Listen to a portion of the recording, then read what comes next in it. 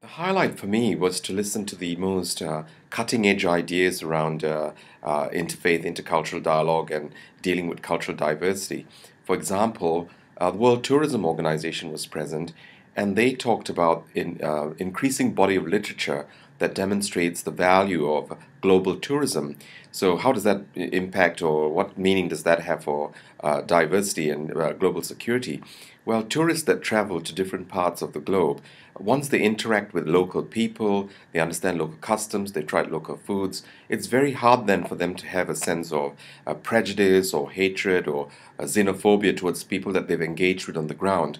And apparently, the research reveals that younger people tend to be much more open to creating bridges of dialogue and connection with people of other cultures when they travel as tourists.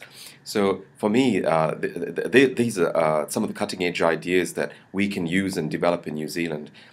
And I guess the second highlight for me was to see these ideas emerging from leaders around the globe who've got significant experience and insight, having been involved in the type of issues I've described before, and their ideas about what can be done and why we need to do those things and how we need to do those things. Incredibly valuable lessons and ideas for us to implement in New Zealand. And certainly, as the director of the Office of Ethnic Affairs, I intend to provide advice and support and encouragement for us in New Zealand to take some active steps on the type of things that I've learned from the AOC. People sometimes ask a valid question. Are these forums just another opportunity to have a talk fest? Well, certainly, from my point of view, being there, the Alliance of Civilisations is far from just another talk fest.